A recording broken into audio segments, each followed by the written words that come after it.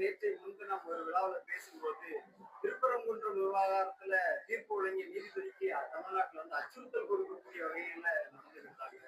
ஒரு நீதிமன்றத்தினுடைய தீர்ப்பை மாண்பை குலைக்கக்கூடிய வகையில் நடந்துக்கிறாங்க. ஆளுநர் குற்றச்சாட்டு. அது தவறு, அது தவறு. நம்முடைய மாண்புமிகு ஆளுநர் சொன்னது 100% தவறில்லை. தப்ப வேணும்னே சொல்றாங்க, தப்பு. நீதிமன்ற தீர்ப்பையோ அந்த தீர்ப்பு வழங்கியவர்களையோ எதிராக இந்த அரசு செயல்படுது. இந்திய அரசியலமைப்பு சட்டத்தில் இருக்கக்கூடிய வாய்ப்பை பயன்படுத்த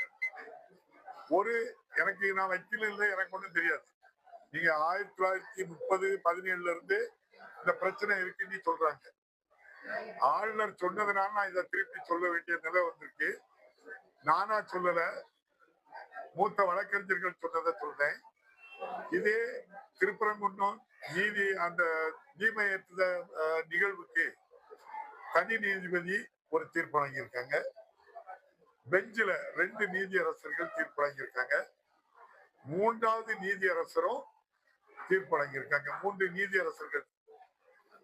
ஒரு பொருள் குறித்து 3 நீதியரசர்கள் தீர்ப்பு கூறிய பிறகு திரும்ப ஒரு பெட்டிஷனை தனியார் ஒரு ஆள் போட்டு ஒரு தனி நீதிபதி தீர்ப்பு வழங்கக்கூடாது அப்படின்னு நான் சொல்லல, நிறைய வழக்கறிஞர்கள் சொல்றாங்க. அது பெஞ்சுக்கு அனுப்புவதோ, நீங்க முதல்ல 3 நீதியரசர்கள் கொடுத்த தீர்ப்பை எடுத்துதான் அதுலயே நியாயம் கிடைக்கலன்னா 5 நீதியரசர் அனுப்பலாம். திரும்பவும் 1ல இருந்தே ஆரம்பிச்சாது நியாயமாக்கி கேட்கிறாங்க.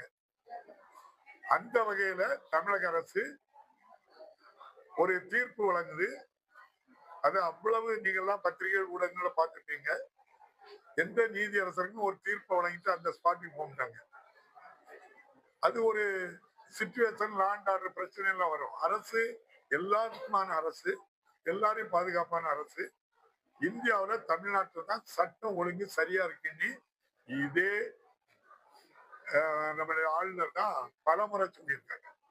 அதையும் தாண்டி பெண்களுக்கு சிறந்த பாதுகாப்பு கொடுக்கிற மாநிலம் இந்தியாவிலே தமிழ்நாடு இருக்காங்க. இப்ப அது என்ன நோக்கத்துக்காக பேசுறாங்க?